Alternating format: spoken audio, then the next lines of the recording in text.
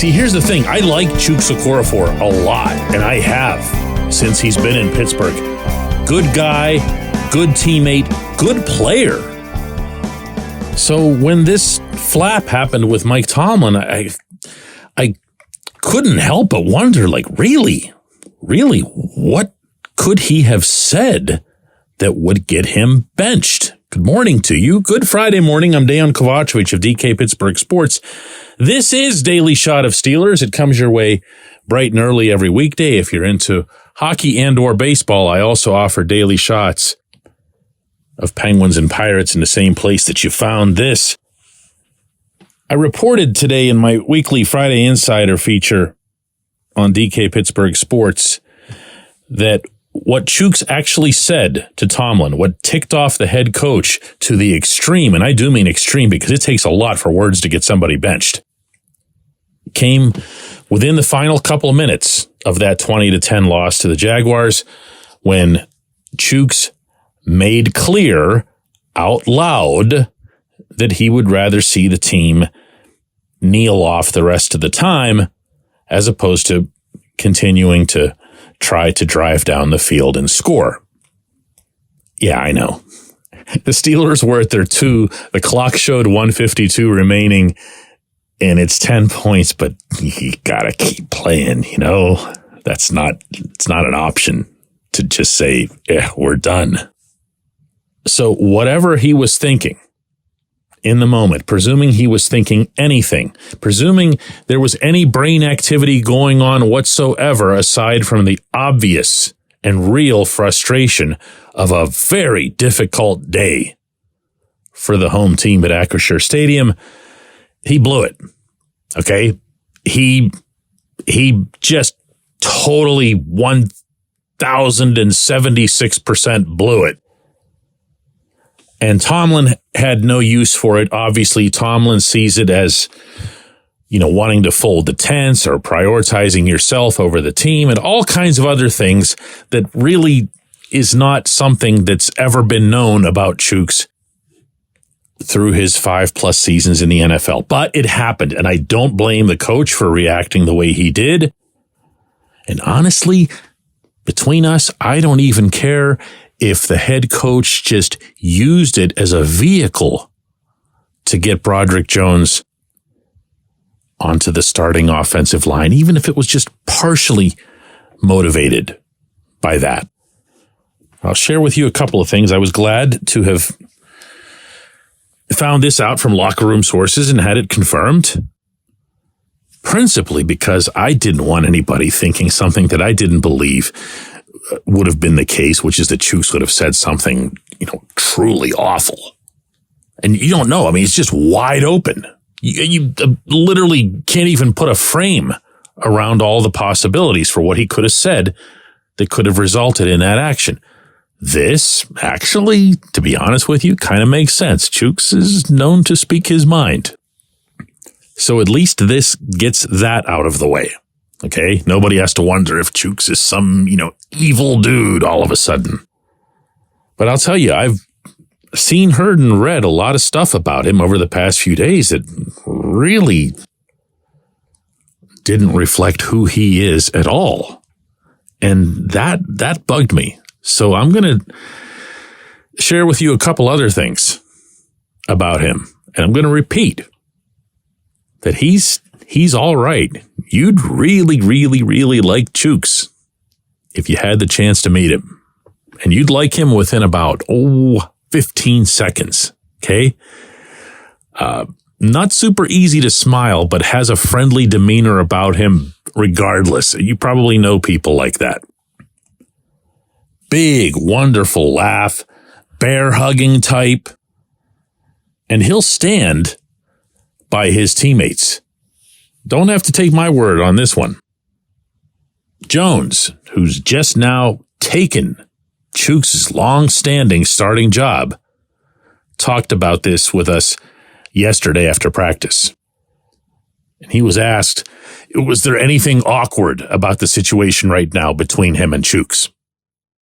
It's not even awkward. Like, it's like basically the same thing like that was going on with like me and Dan. You know, like Chuks is like a big brother on the field. You know, just being able to talk to me and coach me through the things that he see, like things I can do better, like giving me little tips and like what just like So I feel like it's a big help for me.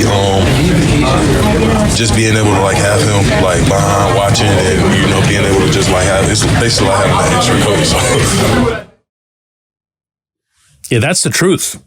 They're together nonstop on the field, off the field, ever since this happened. Chuks hasn't gone running and hiding. Chuks hasn't tried to, sabotage the kid or anything like that. As you heard Jones say, he's being treated now by Chuks the way he was by Dan Moore all through training camp and the preseason and the first few games of the regular season. They've stuck together. They've supported each other, the members of this line. And they're going to do that, and not without cause, for Chuks as well. And they should. There is no reason whatsoever to discard this player, much less the person, over what he said. The next of us who's never blurted out anything that we didn't immediately want to stuff back into our mouths will be the first. None of us is infallible in this capacity. Not one. And even including saying stupid stuff to tick off the boss. Okay? Like within earshot of the boss. All Chuks did is something that every last one of us has done. Recently, I want to say this was about a month ago, the subject of the various big guys on the bookends of the line came up with Matt Canada, and Canada's response was, we consider ourselves to have 3 NFL-level tackles. And yeah, it's a luxury. It's a luxury in the league. But that's how they've approached it. You will still need Chuks. You don't want to need him because it probably means that one of Moore or Jones got hurt. You don't want to see anybody get hurt, but you will still need him. They will still need him. And burying him, whether it's on the inside or the outside, would be a massive mistake. Not over this. When we come back, J1Q. Luxembourg, Garbett, Kelly, and George. LGKG is a personal injury law firm in Western Pennsylvania that represents people hurt in car accidents or who need help with workers' comp or medical malpractice. When the attorneys at LGKG make you a promise, they keep it. They've been keeping promises in our region for over 80 years. LGKG's been AV rated, the highest rating a law firm can receive, and they've been designated super lawyers. That's actually a thing for over 15 years. It's a rare combination. LGKG has offices in Cranberry, Newcastle, Beaver Falls, Butler, and Elwood City. Learn more about them by visiting lgkg.com or by calling 888-842-5454. LGKG.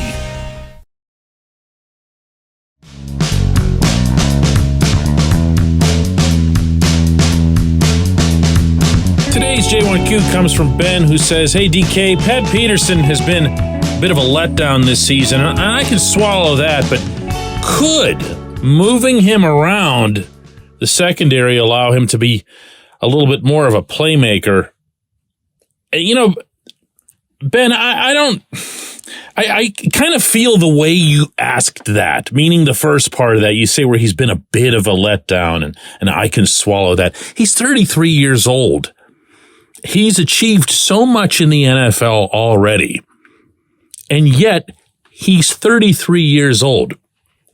And there's only so much anyone could have expected, even though he was coming off a decent season for the Vikings with the 5 picks and solid overall play.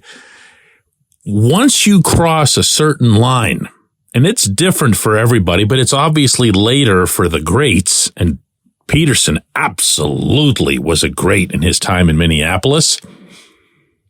It comes like that. You hear that all the time in sports. The end comes quickly. The first thing to go is ... depending on the sport. Well, Peterson, he hasn't fallen off precipitously. He hasn't plunged off a figurative cliff. He's still out there making plays. He's still running with guys. There are times when it's not pretty, but I wouldn't say that you've seen any sequence over the first half of this schedule where you would say, boy, that team is really picking on Pat Pete. They are really going after him. We saw it with Levi Wallace, and we've seen games where the opponent has gone after the secondary, but you've not seen a situation where they were like, there's the weak spot. Go after that number 20 out there. And I'd say that's to his considerable credit. I really would. Now, do you want him moving around? Do you want him sliding around? Do you want him trying different things? Do you want him having more of a surprise element or a wild card style where he can go fishing for picks? No. Two reasons for that, and they're both related to some other dude. One, Minka's out, or at least it looks like he might be out. You don't know at the moment, but Minkah Fitzpatrick has yet to practice, and you would think he's got to get out there by today. Maybe. Anyway, you never know with a player of that stature and how Mike Tomlin will treat them understandably differently. But if Minka's not out there, the last thing you want is more unpredictability back there, more chaos. The second reason is if Minka's healthy, the last thing you want is two of those guys doing that because you want Minkah doing that. So you don't make a move that would displace or make less comfortable your best guy in the secondary. So I think what you're going to see here is Joey Porter Jr.'s got one spot down. I think we all can agree on that one. Joey needs to play. Joey needs to tackle, in parentheses. And Levi has shown fairly well, which he's capable of doing. He did that for the better part of the 2022 season, which is why he was brought back in the same role that he's currently playing. He can be a good football player. He can be a part of the solution. So if he isn't, maybe that's when and where you put Pat Pete in. That's the most realistic scenario that I could come up with you right now for the outside corners. I appreciate the question. I appreciate everybody listening to Daily Shot of Steelers today, all week long, all year long, and we will be back after the weekend with a new show on Monday to discuss Steelers versus Packers. Have a terrific weekend, everybody.